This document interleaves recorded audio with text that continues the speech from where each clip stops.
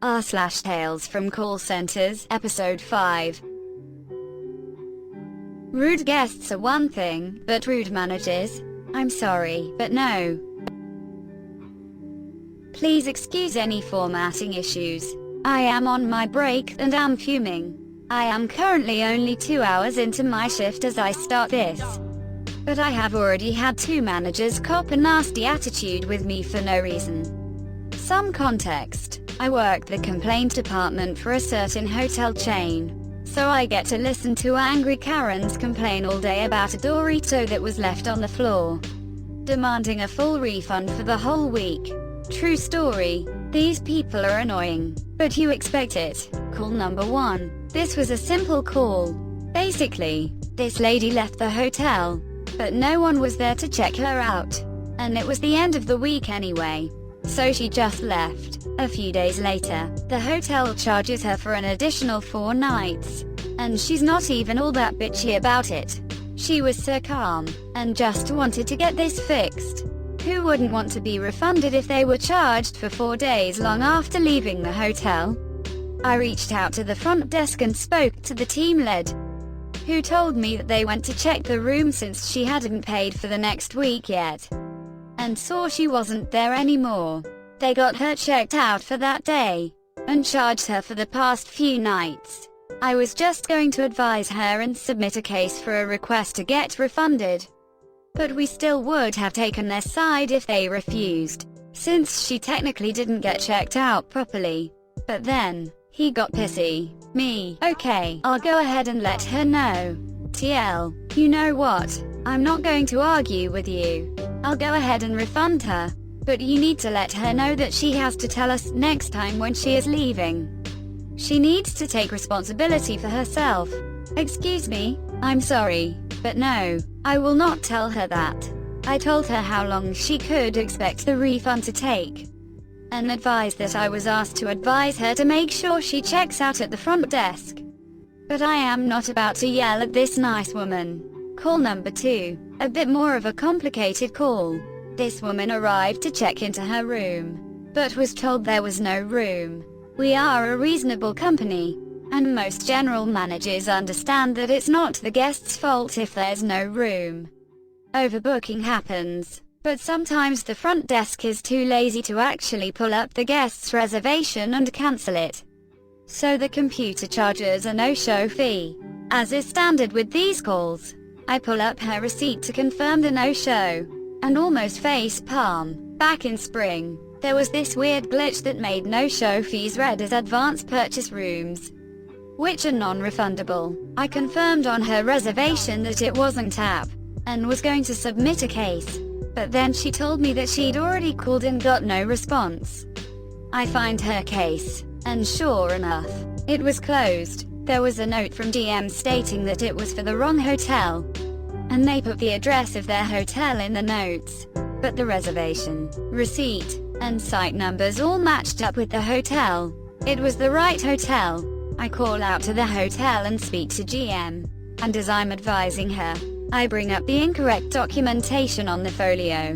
She then starts yelling at me about how it's not a glitch, that it's supposed to look like that.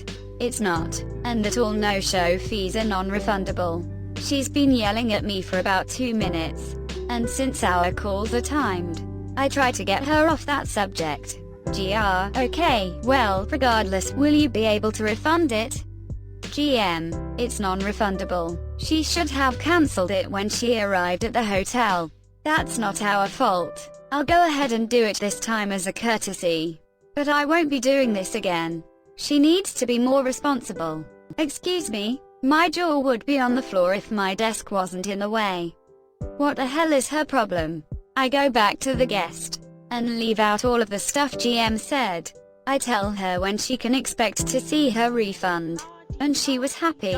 I'm just so flabbergasted. I almost wish the GM had refused the refund, so I could escalate the case to the district manager. Had that been the case, I would have definitely noted exactly how rude she was, with quotes and everything. However, I decided not to, because I didn't want her taking it out on the guest and refusing the refund. My best day in a call center. About 5 years ago, I was working for a call center company that was handling the phone customer service for various companies. The company I was handling phone calls for was for handling HSAs, FSAs and HRAs. For those who are unfamiliar with those, they basically are accounts that involve both medical and financial. So I got a double whammy to the frantic, rude customers. One day I had gotten a transfer call from another department of customer service. Other customer service, I've got a transfer for you. Me, okay, what's the name? Other customer service, Frederick Krueger. Me, seriously? Other customer service with a laugh in their tone, yeah, seriously. Me, do I want to take this call? Other customer service, laughs and then explains the issue and transfers the gentleman to me. And that's how I had a nice conversation with a serial killer. Lol, he actually was quite a nice guy. I never mentioned his name because I was sure he had heard it many times before. And what made it even better was that later that day, to offset a serial killer, I also talked to Walter Disney.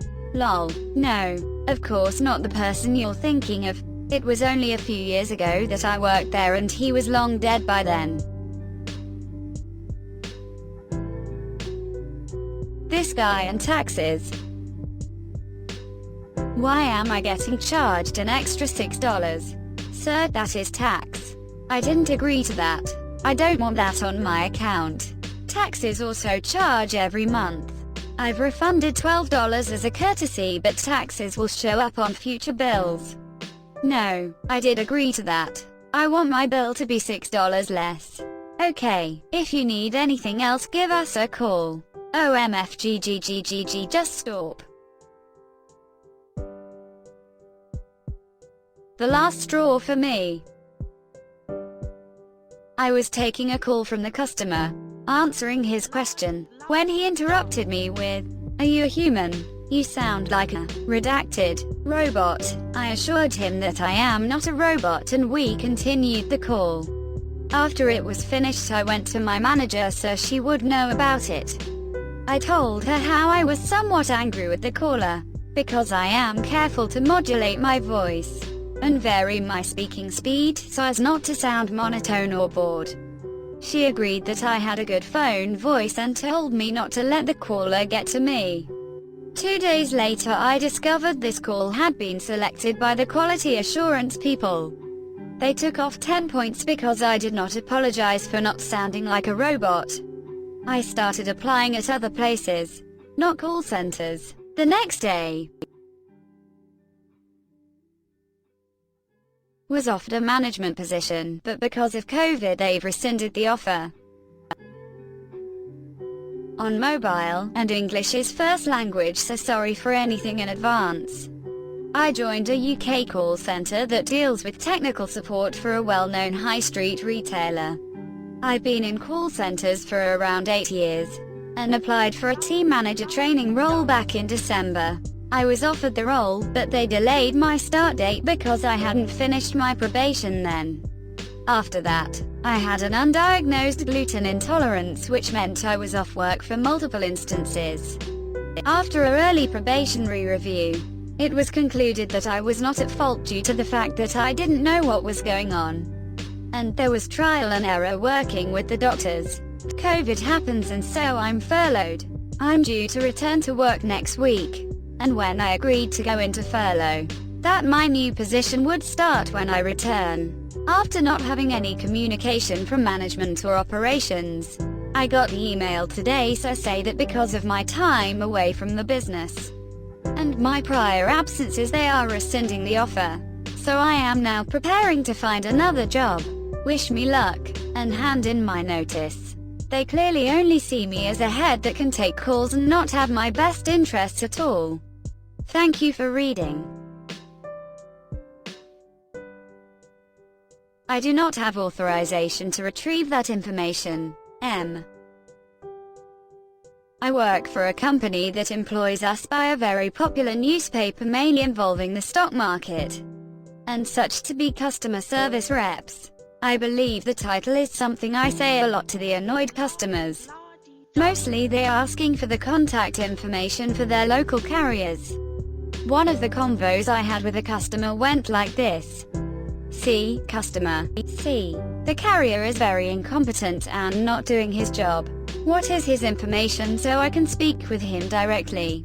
Me. I do apologize, sir, for the inconvenience. I can credit this missed issues here to extend your subscription term. I do not have the authorization to that information and will not be able to provide it to you.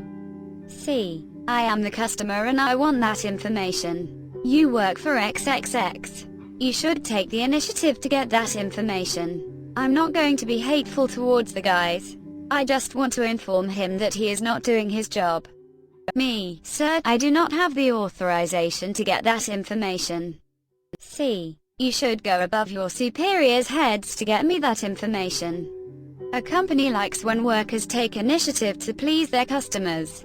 You would not get in trouble. Me, sir, there is no possible way for me to get that information for you. Our delivery messages go directly to our distribution team and they notify the carriers of the issue. I do apologize for the inconvenience. C angrily hangs up. Customer karma. This is not my story, but one from a friend. We worked in a large insurance call center together last summer and he returned this summer while I didn't, but sent me stories of the worst customers. Posted here with permission. I've copied pretty much directly from our chat convo and just changed any personal details. Context. Customer phones for a brand new quote for their insurance. Process takes about 15 minutes usually. The customer was rude throughout the whole call. He kept asking for the price before we had finished the questions and complaining about how long it was taking. We eventually made it to the quote and it was around $300. The customer was annoyed but said it was still cheaper than his renewal from his current insurer, which was around $1,000. Trying to be polite, I said something along the lines of, "Oh, I'm glad to hear that." Apparently this was the wrong thing to say. The customer told me I was being patronizing, and that he could afford a $1,000 if he wanted to and that he has more money in his bank account than I'll see in my whole life because I work in a call center. I just thought, yeah, okay, whatever. Then he kept saying that he was better than my generation because I keep an eye on my finances. And I'm not lazy. I know exactly where my money is, but you young people are just greedy and want everything. Or thereabouts. I wasn't really listening at this point. I was just rolling my eyes like, okay, yeah, just pay so I can stop talking to you. He goes to pay the $35 deposit, and then I get to say the most satisfying thing I've ever said. "I'm sorry, sir. I'm afraid your card has been declined." Had to mute so he couldn't hear me laugh. Maybe don't latch on to one single call rep for all your problems. Look, I get it. You're a busy person. You don't want to wait that extra 3 to 5 minutes in the phone queue to talk to someone. And you want to have a point person you can just go to for all of your problems. You're frustrated because you feel passed around. Problem is, unless someone is working with you on an ongoing issue, none of our customers are special in the sense that one single person will ever be their first and primary point of contact. Most people are nice about it and understanding when we explain that literally anyone can help them, or at least get them to the right person to do so. But others are weirdly possessive about it. We're dealing with a couple people right now who flat out are refusing to work with anyone else, except that one person they spoke to. One of our guys is currently out of the office for the next 2 weeks, and the customer is frustrated that their issue is still going on, but also don't want to work with anyone else. The other lady is all pissed off because the nice billing agent who helped her with a lot of things when she first signed on with us is not able to provide in-depth troubleshooting assistance. Yeah, no, cause she's in billing. Why sabotage your own solution? Does it really have to be this person or nothing? I know thinking is hard, but come on. Customer complained about me. I work high-level complaints for a UK energy company. Cust is having building work done and needs his electric meter moving. Another company alters his service, but we need to remove the meter beforehand and reinstall it afterwards. The only metering work we're doing after it all being cancelled due to COVID is installing smart meters. I called him yesterday to tell him I couldn't book the job for him, but I would try and find a solution. He went off, shouting, swearing, telling me I wasn't going to help him. I don't care about him. He will sue my company in general and me in particular. Whatevs. I told him I'd call him today and I hung up. Spoke to a very senior manager who said we could try to get an emergency call the morning the work was due and then another one when it was completed.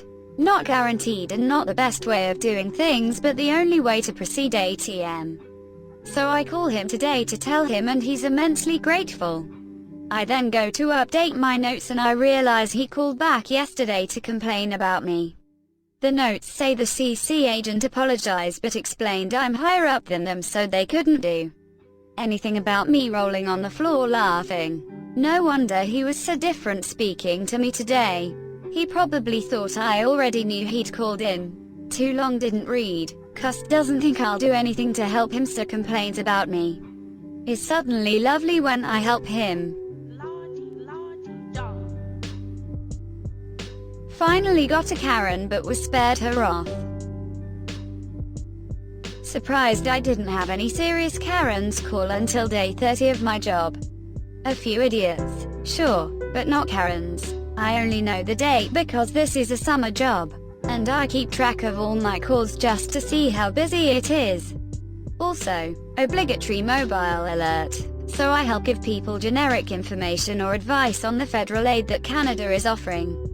Because of the pandemic, generic info means I don't know or have access to people's information, accounts, anything. I know how to respond in general situations, but I can't change anything about people's reports, details, etc. But I have several numbers to give clients in the case of them needing someone who can look at specifics. One other thing to note is all us summer student employees are working from home. And I don't know if this has to do with that or not. I literally can't forward anyone to any higher up. All I have specifically focusing on me is a team leader who only really makes my schedules. And one thing I had hoped to use on a Karen one day. I can't transfer them to any higher ups, because I basically have no higher ups. Just the team leader and people who know more information than me who I'm strictly not allowed to give their number out. Anyhow, I am awaiting a call. Most calls I've had in my 7-hour workday, excluding my 2 15-minute breaks and half-hour lunch break, is 13 calls a day. And I finally get one. Speech isn't exact quotes, because I can't be bothered to remember speeches on the phone. But you'll get the gist of it. Me, G33 Kai Army speaking. How can I help you? Karen. Hi, I had called this number to ask about booking an appointment.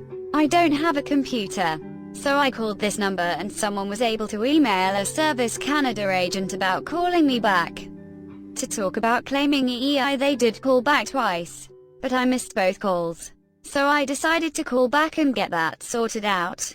Me. Alright, Mom, do you mind telling me what number you called me from?